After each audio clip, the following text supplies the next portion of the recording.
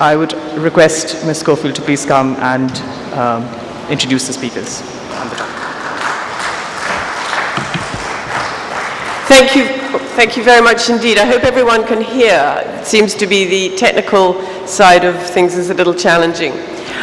First, I'd like to say thank you very much indeed to Amina Saeed, Oxford University Press, and the British Council for having me as part of the panel in the Kashmir Literature Festival. I think it's the most fantastic opportunity of bringing people together to discuss their various literary and creative projects and indeed their various ideas. And so I hope this is the start of a very, very long tradition. I'd also like to thank all of you who are here now to putting Kashmir as a priority in favor of looking back at partition, the Arab Spring, satire comedy, and another book launch or a film screening. There are certainly many wonderful things to see and listen to this morning, and so thank you for giving such priority to Kashmir. I feel actually the subject of Kashmir needs no introduction because for all of you living in Pakistan, it has still to be the most important issue to be resolved. It remains the longest standing issue on the United Nations agenda, and as we all know, that the Kashmir issue has been with Pakistan ever since creation, ever since 1947. And as we heard even yesterday on the panel with Ahmed Rashid and William Dalrymple and Maliha Lodi, Afghanistan and Pakistan, we still had the K word, the Kashmir word coming up.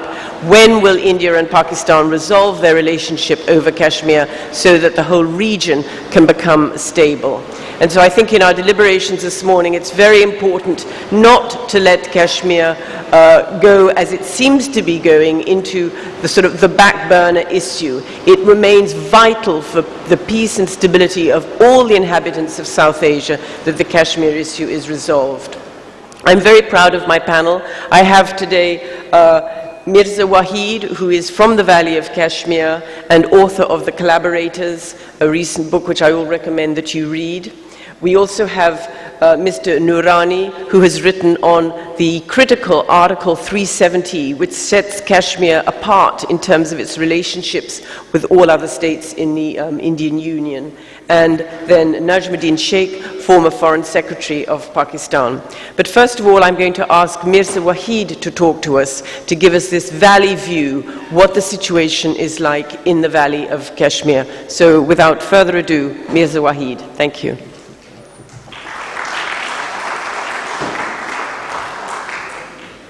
Thank you all for coming. I will start with a recent incident, which is probably yesterday or the day before. A 22-year-old man, Ashik Hussain, was in the northern district, Baramulla. He heard some noise outside his house. It was his sister who was screaming because she was worried or she was anxious about something. So this man goes out to check what it was. And in the next 2 minutes, he was dead. Because the army was patrolling the village, and the sisters got scared, and they wondered, what it was, if there was a raid happening or something. That's why they were scared, and they started screaming, and he went out to check. And he was killed. The army, as usual, has called it an accident, and they will look into the matter. This story, is just one of many incidents, but it reminded me of an entire decade of such arbitrary killings, such random violence with no context and no reason. And we've heard these things throughout the 90s when we were growing up, when we were teenagers in Kashmir, that people are killed and then you hear things like that, there will be an inquiry and we'll look into it. Nothing happens eventually, and nobody is punished. There is no sense or even the beginning of a process that leads to justice. Because the Indian state has put in a mechanism in Kashmir, which what I call is it operates without a moral and legal system in Kashmir. That's why you have instances like this, that if somebody is killed on the street, there will never be any justice in that situation. Nobody will be prosecuted, no charges will be brought up, because the legal system in Kashmir is built on two very dark laws, and they are called AFSPA, Armed Forces Special Powers Act, and PSA, which means anyone can be charged for up to 2 years, can be imprisoned or even killed, basically. And you don't need to go to any court, You can be just thrown into a prison, and we will not hear about you for at least 2 years. Now, why did the state put in these laws there? Because in the 90s, it faced a rebellion, a clear rebellion against Indian rule. And the Indian state didn't know what to do. They put together a brutal mechanism of suppressing and crushing that rebellion, which went on, for the entire decade. And then gradually, militancy started waning. And now, because Victoria wanted me to speak about what is the situation now, militancy is almost over. There are a handful of militants who remain in the valley. It's predominantly a civilian uprising where young people come out on the streets and protest against Indian rule. In 2010, we had an Arab Spring of sorts. Before the Arab Spring, thousands and thousands of Kashmiris went to the streets to protest against Indian rule. It was sparked by yet another killing that I was talking about, what we term as fake encounters, where armed forces, will pick 3 peasants from a farm, shoot them down, possibly mutilate their faces, and throw them in some, orchard or something, and say these were militants from the Lashkar-e-Taiba. In most cases, it turns out they were not militants of the Lashkar-e-Taiba. So there was an incident in 2010 which was called the Machil fake encounter. People protested against this encounter because it was revealed that these 3 people who were killed were very poor farmers. And they had been called dreaded militants of Lashkar-e-Taiba, but their parents saw their photographs in a small newspaper and said, these are our boys. They cannot be militants from Pakistan or from the Lashkar-e-Taiba. So it's a long story. Then protests started, and protests turned violent in Kashmir, mostly because the state crushes protests with the gun. And many people were killed. About 119 people were killed in the summer of 2010, which we now term as our bloody summer. 2010 marks a landmark for a lot of us, for me and for my generation, because it spells the beginning of a completely peaceful movement against Indian rule. And but from one would have thought that the response of the Indian state might be different this time, because these are not militants, this is not Hizbul Mujahideen or JKLF or any other group engaging Indian forces in battles on the streets or in the mountains. These were young boys on the streets, mostly peaceful. They were throwing stones, of course, but they were killed brutally. And I call it was murder, premeditated murder, because you can't kill an 8-year-old boy and say he was a dreaded separatist, or you can't shoot 20 people in the chest and say we had to do this because it would have created a lot of violence or damaged property. That was one of the terms that was used. Why I'm going on about this is because I've grown up with the conflict. I am from a generation that went to Pakistan to train as militants. I didn't go. And then boys came back, and now, then there was this long insurgency. And we've seen it for 20 years now, that there was this attempt to force a solution, It didn't work. The militancy was crushed. The Indian state launched a brutal crackdown on the insurgents, but also on the population of Kashmir. And now that I've grown up from that era, it seems that the state wanted to punish an entire population for daring to rise against Indian rule. Because you cannot kill 70,000 people and possibly call it, collateral damage, as somebody recently called it in London. To me, it seems that was the state punishing a population, because if you're killed in the streets, if you're killed in all kinds of manners, while you're protesting or while you're holding a gun, It was the state telling Kashmiris, you can't do this, and we will crush you. And which they did. However, because the dispute, because the conflict is so old and is so, seems intractable sometimes, and because the central question of Kashmiri identity, of Kashmiri aspirations remains unresolved, it's still there, even after all the things that the Indian state has done, even after such black laws as AFSPA, which the Amnesty International terms as probably one of the darkest laws in the world. And yet, nothing seems to move forward. We've had a relatively peaceful year in 2011, where no one was killed, and the government in Jammu and Kashmir congratulated itself for not killing people in 2011 as opposed to 2010, when they killed lots of people. But I fear that this will be short-lived, these episodes of peace, because the central question remains unresolved, because the Kashmiri aspiration has not been met in any form. In spite of various attempts, India and Pakistan have tried many things, Musharraf formula or napkin diplomacy and various other things. But they haven't made a sincere attempt in actually talking to Kashmiris, which seems to be the crux of the problem as far as I'm concerned. If you do not talk to these people, nothing will happen. You tried everything. India has tried, an armed response to the rebellion. Pakistan in the 90s tried to push its own agenda in the valley. That didn't work. Nothing has worked, what India and Pakistan have done so far. And it's 62 years now. So unless they actually break out of the box and say we have to talk to Kashmiris as the main central party, nothing, it seems, will work. I think I'll stop at that.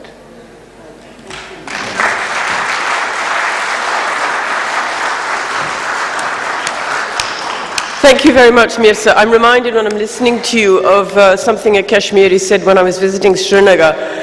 You can't talk of Kashmir as a dispute, as though it's a dispute between two nations. It is a conflict, because we, the Kashmiris, are in the middle. And I think what we do have to realize is that Kashmir isn't a piece of real estate, and it does have people with aspirations. And this is where the future lies, is in addressing those aspirations. Now I'm going to ask Noorani Saab if you will come and talk to us. Thank you. Would you prefer to sit there? I think the microphone works there. Yes, okay. We'll hear from Noorani Saab now. Thank you. Thank you very much.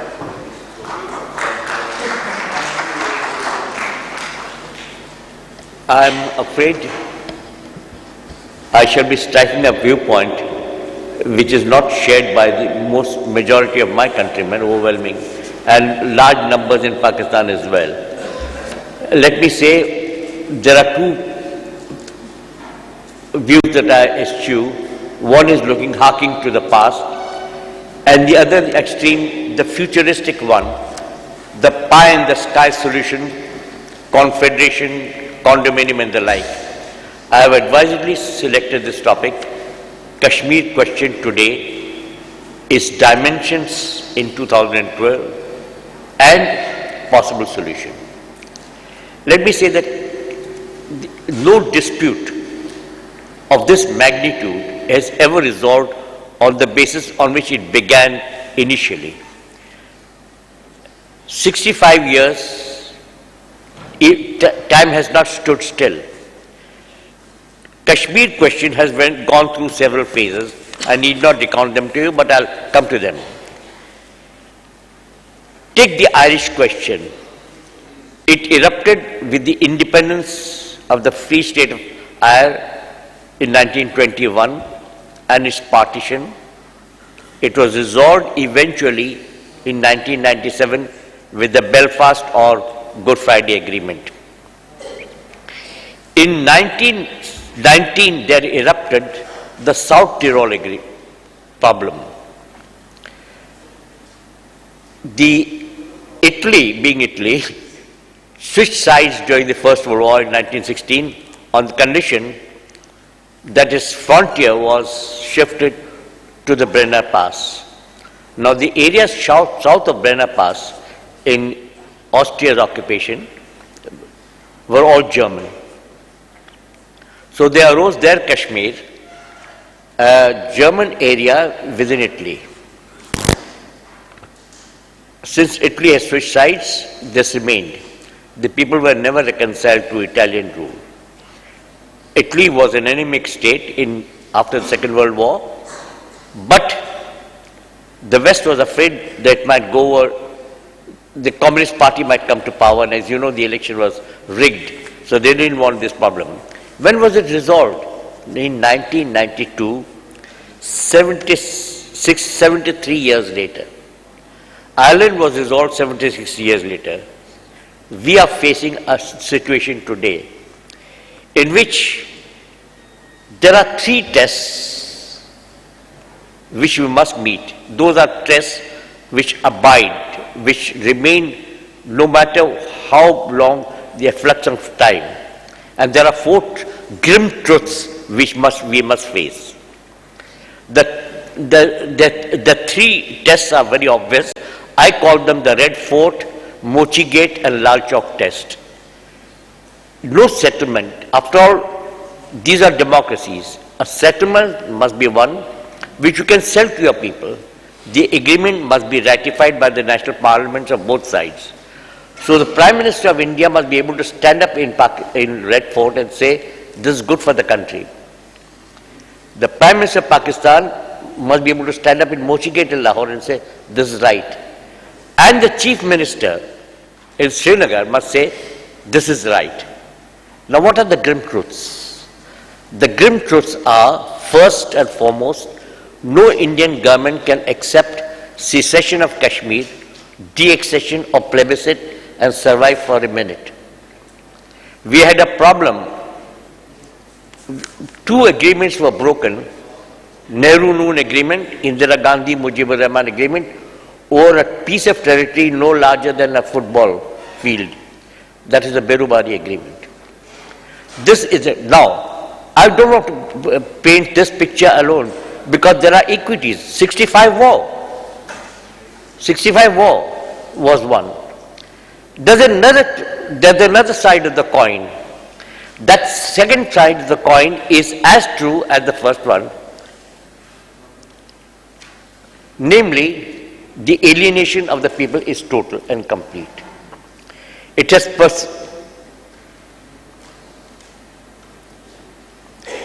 persisted since 47, and it is my belief, my assessment, that the people were never reconciled to it, and that Sheikh Abdullah alone did not represent Kashmiri opinion.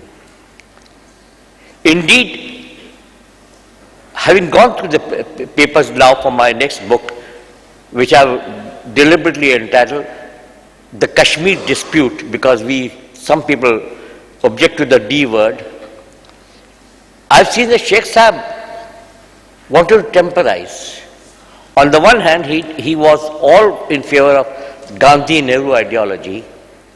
He had fought with Quaid-e-Azam twice in 1939, because the Quaid-e-Azam, for reasons of his own, related to Hyderabad in 1939 as well as 44, stood up for the rulers' rights. They fell out when he went to Kashmir, and in 47 in July he made two statements, whereupon a member of the National Muslim Conference wrote to Nawabzada Liaquat Ali Khan, what is there to prevent the Maharaja from acceding to India? Where do we stand then? Now, the liberals don't accept the first part because they feel that if you accept the first part, you are undermining the second. And the hardliners don't accept the fact of alienation because they feel it spells secession. Both are very true. Both are two sides of the very same coin. What is the third truth? The second truth rather, is that no Pakistani government can accept the LOC as a border and survive for a day. Look, in every dispute there's a status quo party and a revisionist. Why would Pakistan accept under a settlement what it already has? It's not a matter of territory. Pakistan must have a stake in the valley. My argument is that we cannot give Pakistan a territorial stake. We must give it a kind of a juridical stake. As far as the Kashmiris are concerned, they will never be reconciled to partition, and they will never be reconciled to denial of human rights and democracy. Now, it is not fashionable to speak well of the late former President Pervez Musharraf, but I have no hesitation in saying that someday, long after his other excesses are forgotten, this great achievement of his he'll be remembered for this achievement. He brought Kashmir to the very gates of a solution. And in this, he found a partner in Dr. Manmohan Singh. Before Manmohan Singh took oath of office, even before he knew he would be Prime Minister, he had invited Jonathan Power to breakfast. He was nowhere in the picture. Everybody thought that even the election results were not out. It so happened that Jonathan Power delayed it. It was off the record, but I'm glad that he broke the rule. He published it in obscure daily, then become obscure by then, 21st May 2004, the very day Manmohan Singh took oath. And what did Manmohan Singh say? This business, this strained relations is impeding our rise, our fulfillment. We must settle with Pakistan. Short of redrawing borders, the Indian establishment can live with anything. He spoke of democracy, and by that time, President Pervez Musharraf, having learned the bitter lessons of Kargil and Agra, in Agra there was, people here I know fell in love with Atal Bihari Vajpayee. I would only ask them if he was so sincere about a settlement, why did he nominate R.K. Mishra as against Niaz Naik from Pakistan? Anyway, anybody who tells me, and I know that some of the people in the government then said it would have been settled in 6 months, they are talking rubbish. Because the Agra declaration didn't come to the substance of the Kashmir question or the Kashmir dispute. It was purely procedural. And it hinged on the first paragraph, which was revised by Jaswant Singh and Abdul Sattar Sahib. I have acquired the text in their handwritings, and there were false denials by Vajpayee as well as Jaswant Singh, who disgraced themselves by slandering their guest, and it was all but settled. Advani and company pulled the carpet from under Vajpayee's feet, and there was a collapse.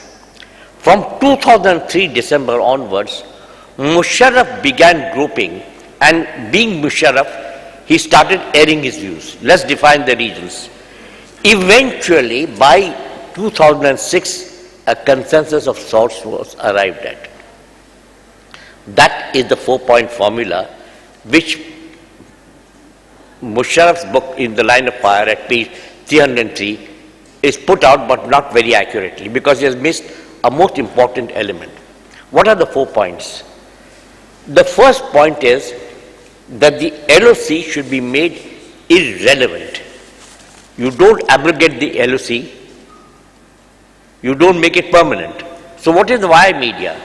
You make it irrelevant, or in Manmohan Singh's words, just lines on a map. Now these two feuding countries can't run even a municipality. But if this becomes irrelevant, Sayyid Salahuddin will be able to come back to his home and town and contest elections. There will be a free movement of goods. It will be de facto one Kashmir. And here may I tell you, let us not be valley-centric. I was an eyewitness to the reception my friend Ved Bhasin of Jammu, whose paper has done yeoman service to the cause of Kashmir in all these years. The warmth with which Jammuites treated him. Some judges of the Azad Kashmir High Court came to Bombay, met me, and they said, "आप सिर्फ valley की बात करते हैं, भाई हमारी बात करो, हमारे villages में LOC जा रही है." Villages have been divided.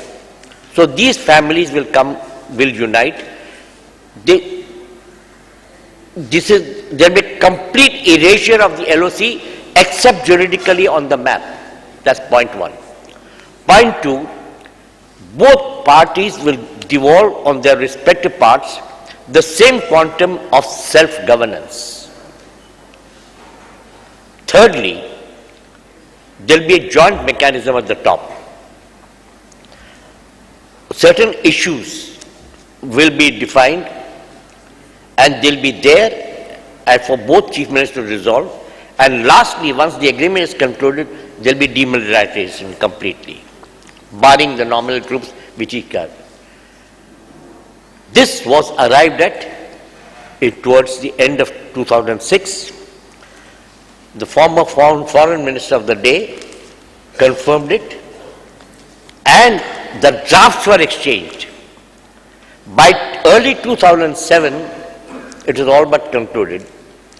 And if were it not for General Pervez Musharraf's ham-fisted and disgraceful behavior towards the Chief Justice, around May 2007, Manmohan Singh would have been in Islamabad to seal up the deal, at least the bare outlines.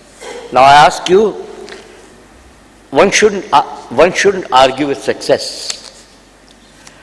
And let me tell you, before I conclude, this was very warmly received in the valley. By Mir Wais, by Sayyid Salahuddin as the first step, and there's something else about Musharraf I can tell you. With a bad name in Pakistan by then, bad name in India, not in Kashmir. Kashmir is even the unionists like Ghulam Nabi Azad, Union Minister, Umar Farooq, all of them applauded him. Why? Ye Mazlum Qaum hai, they found a ray of hope in Musharraf. And that is the reality of the Kashmir problem as I see it today. Thank you.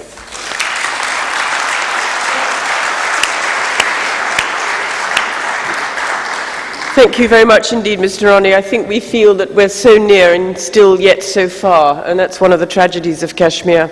My final speaker is Najmuddin Sheikh, former Foreign Secretary, and I hope we're going to hear a little bit of optimism for the future.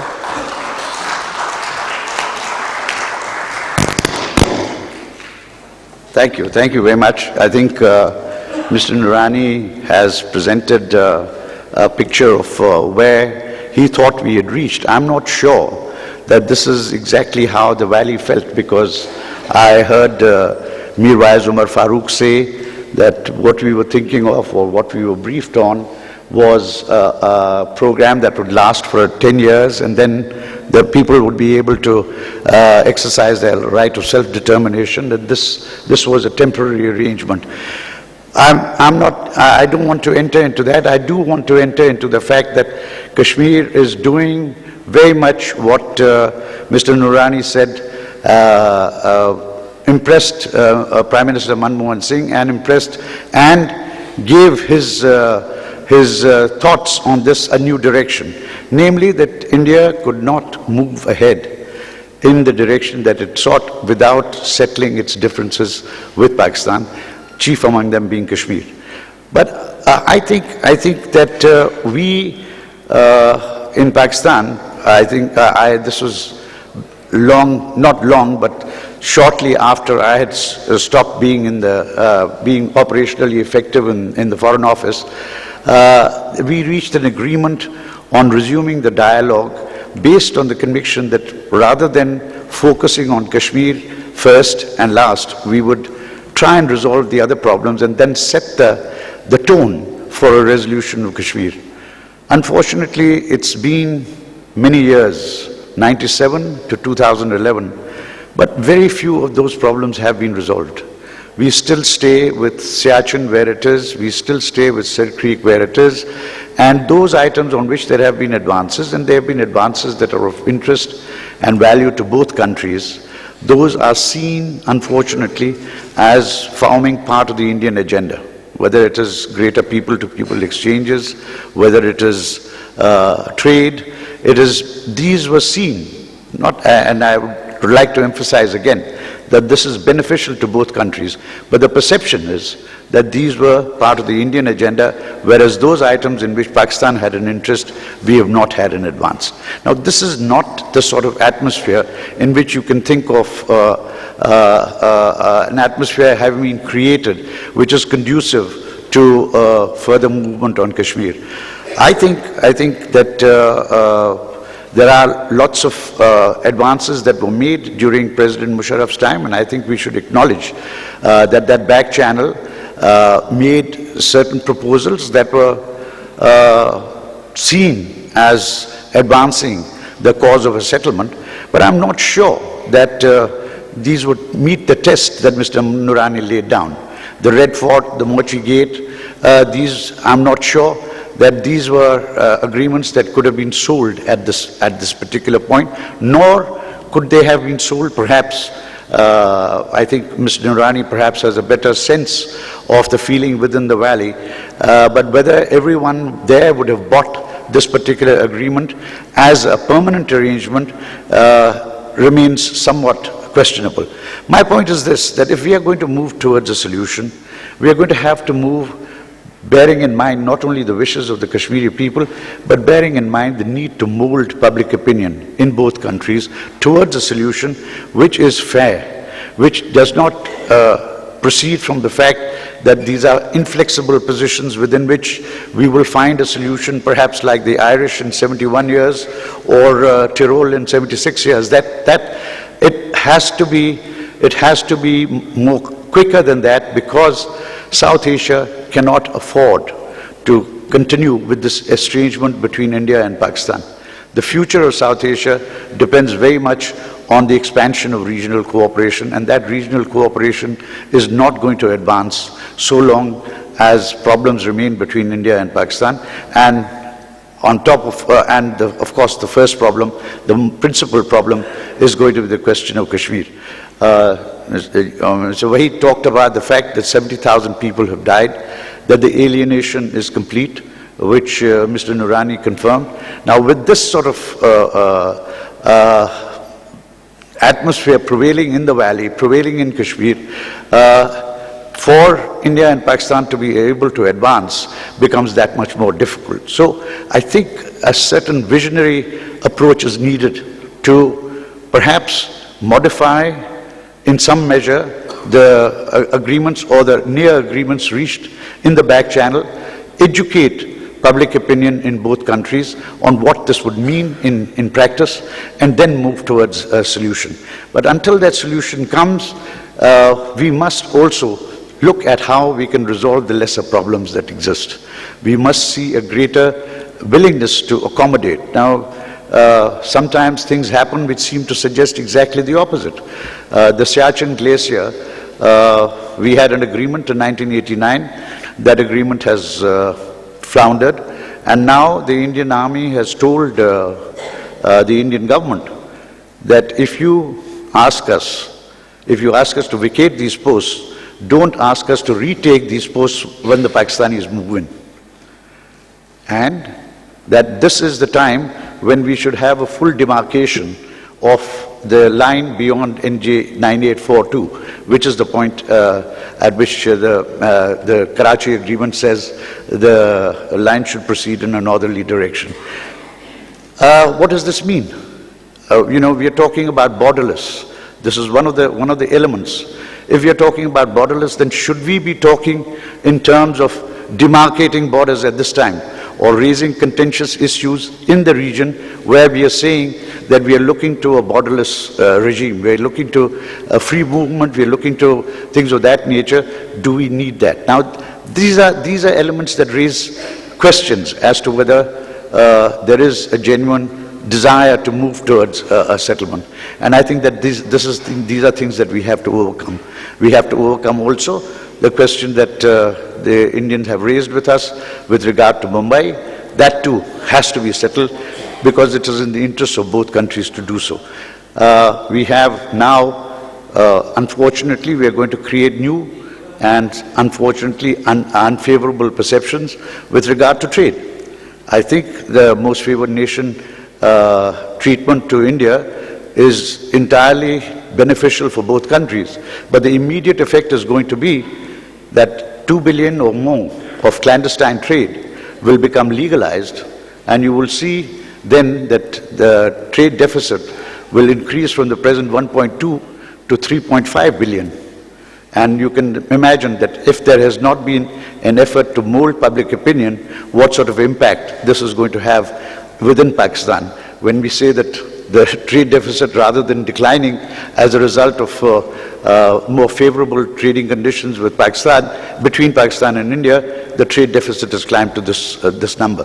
So one of the things we have to do, and I would emphasize this, is mold public opinion in both countries, and then move genuinely towards making, with a spirit of generosity and with a spirit of farsightedness, some elements that will help resolve the smaller problems and allow us to focus on Kashmir in a manner that will bring us closer to a solution. Thank you.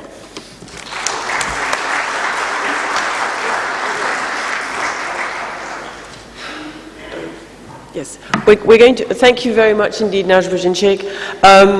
Generosity and farsightedness, they're good words. I think we should hold them with us. Also, I feel that it would be an enormous boost to the relationship if something like Siachen, which doesn't even involve people, could be resolved. We're going to have an open Q&A session now. Just before I take the first question, I do see someone over there. Mirza, you had a point you wanted to make, sir. No, nothing terribly important. I just, because, I quite respect... No, I want to talk about, we talk about mechanisms and then these formulas and trade, and these are all good things, I have nothing against them. But you see, all these things, they smack of a territorial dispute between India and Pakistan, which is, Kashmiris find it offensive, that this is not really about your borders and your territories. This is about the Kashmiri people. And if you still don't talk, I mean, it's nice to talk in hotel lobbies in Bangkok and other places and write things on napkins. But if you still don't want to talk to Kashmiris, how are you going to solve this issue? It frustrates me often. How will you ever come to a meaningful resolution if you're still unwilling, after all these years, after 60 years, after all these deaths, you're still unwilling to say, these people maybe need a chance to, have their say. If you still don't want them on the table, I don't see any progress at all.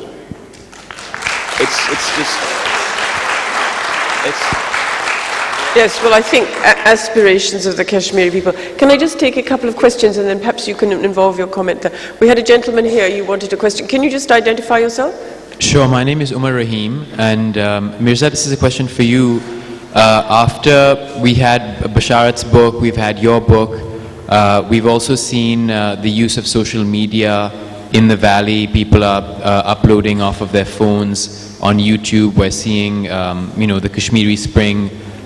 People are tweeting, people are sharing it on Facebook. I'm wondering if you can speak to the new reality in the valley, in Kashmir, and whether technology, whether an interest in publishing books by Kashmiris has given the Kashmiri voices more agency, and if you see that as changing the dynamics of the negotiation. It has definitely made an impact. 2010, as I said, it will be a landmark year, because that was also the year where you mentioned technology and websites and people writing.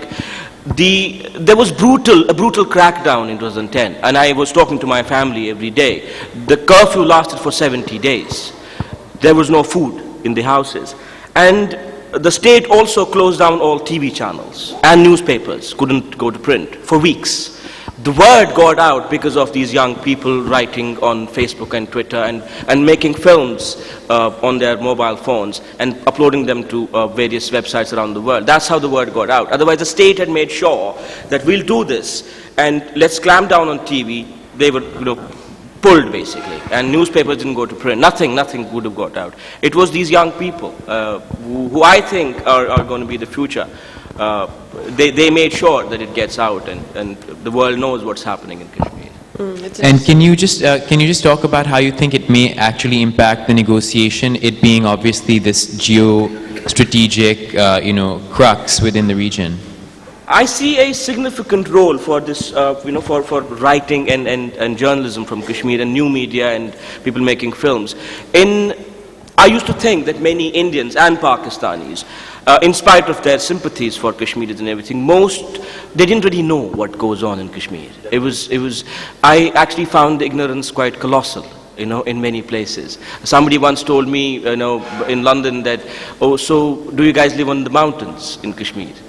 And which was basically, he had a brief vision of Kashmir as this mountainous place with no civilization and no culture, possibly.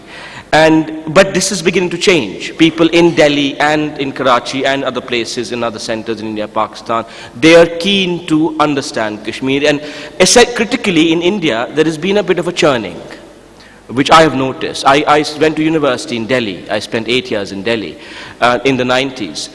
And back then, nobody cared. They didn't want to know, they didn't know, although it was half an hour away. Even the media didn't really care. They were mostly aligned to the national interest, so to speak. But now it's beginning to change. People are reading books, and they want to look at Kashmir with more empathy, which is quite significant.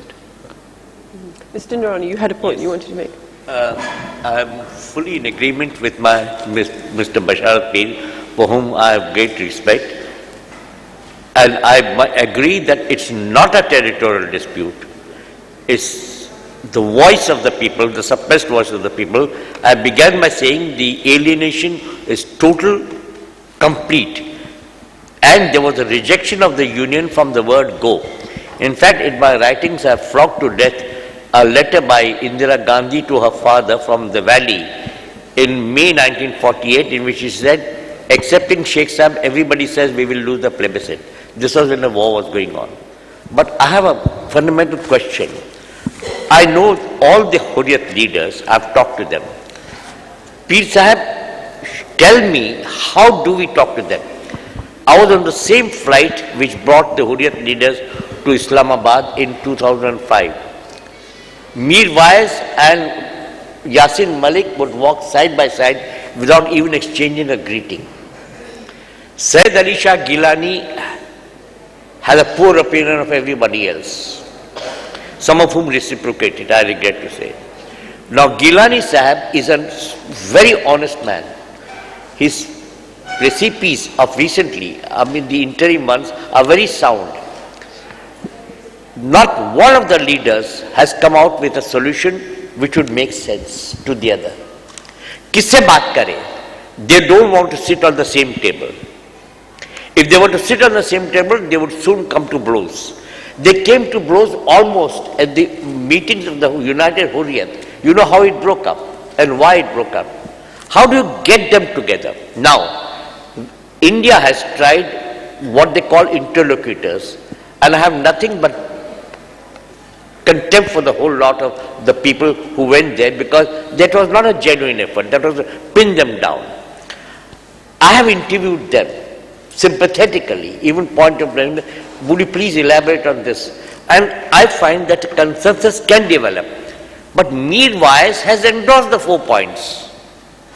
And what is more, after the failure of the last but one foreign ministers conference in Islamabad, Shah Mahmud Qureshi in his press conference the next day, I think it was July 16, he said the understandings of old can't be jettisoned.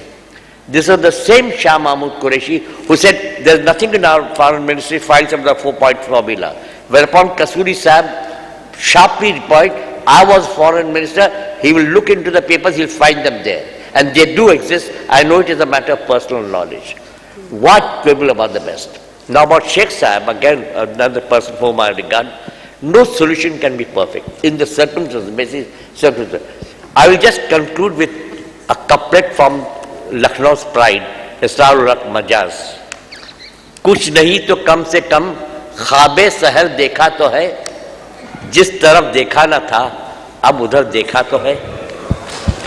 Thank you very much. We still have got some time for questions, so I see several people. This lady here with the white, we'll try and get as many. We've got about 10 minutes to go. I just wanted to say what you were talking about 2010 and the events that took place in Kashmir.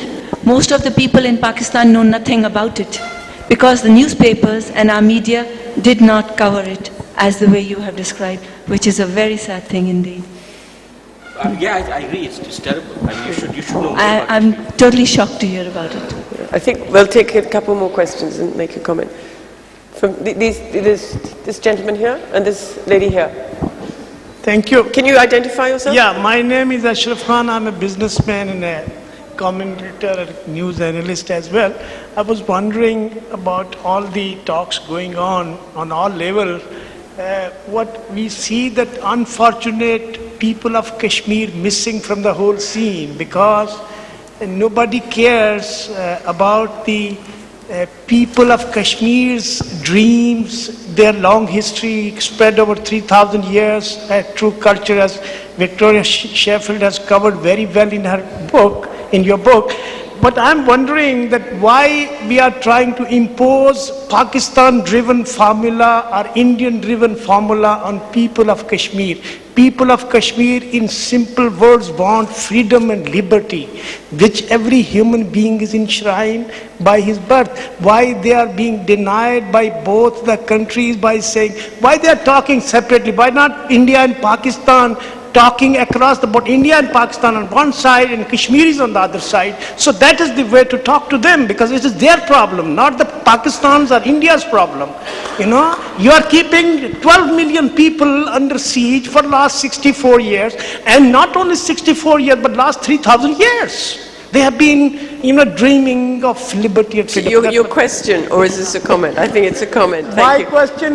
My question is that why not to why not to bring in Kashmiris in the focus in the first place and let them talk to the people of the governments of India and Pakistan both and project their cause themselves instead of these two countries driving the force or whatever they are trying to reach at by their establishment's design, not by the... Let's take this question from this lady here and then we'll see if we'll have a comment. My name is Fardana Khan, and by training I'm a historian. I have a very basic question. I mean, we've been talking about these resolutions, and so far Pakistan's policy for the cause of Kashmiris, I think, has been less of helpful than more of harmful to the cause and to their independence. What I would like to ask is, would it not be better for Pakistan to leave the Kashmiris alone and let them resolve their own problem, and India and Pakistan try to improve their relations and benefit each other in various fields, and like Europe is doing and so many other countries are doing. And thirdly, I would like to also point out that it's time for Pakistan to equate itself with India, because there's a huge difference between India and Pakistan. Well, two very trenchant questions on why not leave the Kashmiris to deal with their own situation. Can I switch to Urdu for half a second or so? हम तो 60 साल से यही कह रहे हैं कि छोड़ दो दोनों से.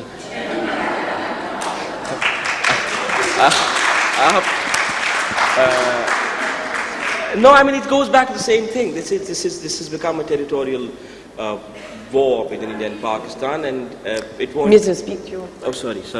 I'm tired. No, I think we've gone over this before. I mean, and I sincerely believe, and I've sort of, I lived there, and my family is there, and this is what we do. We talk and think Kashmir every day, even wherever we are. And the simple answer is yes, you have to talk to the Kashmiris. Kashmiris are the key partners here.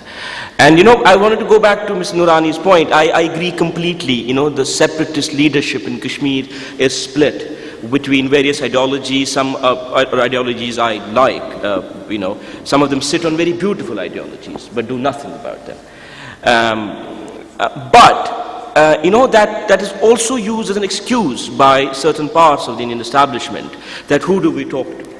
That's right. But that's an excuse. The moment the Prime Minister of India says unconditional talks with all separatists, they will all come. They will all come. You cannot say, because it goes to the same thing as, a couple of years ago, there was this completely nonsensical debate in some parts of India, which went into semantics of Azadi. What do they know what they mean by Azadi? And I said, what do you mean by that? The point is not what it means to you. It's a simple word in Urdu, it means freedom, if you want to know the semantics of the word. But that's not the point. The point is they want it. So it went on and on and on. These people, it was strangely Orientalist in the sense these natives don't even know what they want. and we will explain to them, and we're slightly fed up with that kind of attitude that when you begin to explain to Kashmiris what Kashmir is, and we're saying, please, not, in the context of what you said, it happens in certain parts of the Indian civil society. And I think that's kind of, doesn't help things. We're getting a little short of time now. There's a lady there. I think we're going to have one more, oh dear, one more question. You'll have to capture the speakers outside in the book tent. 1 hour to talk about Kashmir and resolve it is really not enough, as we know, but at least this has been an excellent panel. This lady here. Yeah, hi, I'm Hafsa Adil. I'm representing Dawn Media Group here. I just wanted to clarify an earlier comment by the lady that the 2010 episodes weren't reported by the media in Pakistan. They actually were. I work for the Dawn website, and I know that I edited and published stories about how the Kashmiris were being tortured and killed, and about the cell phone bans and bans on the media and publications in Kashmir. Just wanted to clarify. Okay, thank you very much. Can we have one tiny comment from each of our panelists with 30 seconds each, and then I must call a halt to the panel. Thank you. Mr. Sheikh, we'll go in this order. Thank you. Just pick up on anything you wanted to say.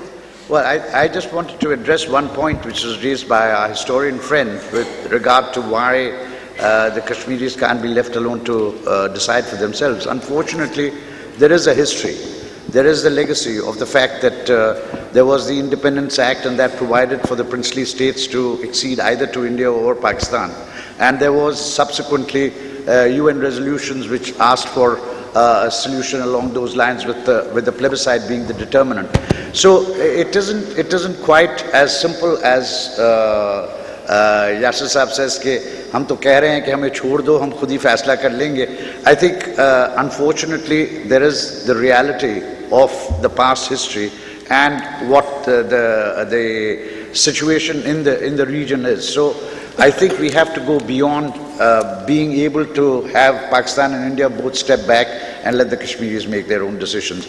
But it is clear that there is going to be no decision which is not in accord with the wishes of the Kashmiri people. That has to be the determining factor. And if it comes to that, perhaps we should think in terms of not just India, Pakistan, but also India, Pakistan, or independence. Perhaps that is something that could be part of the effort at self-determination and the chance to vote for whichever one of these options they wanted.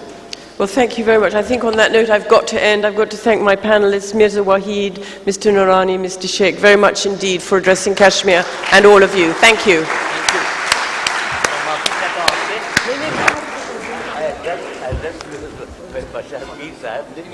आपका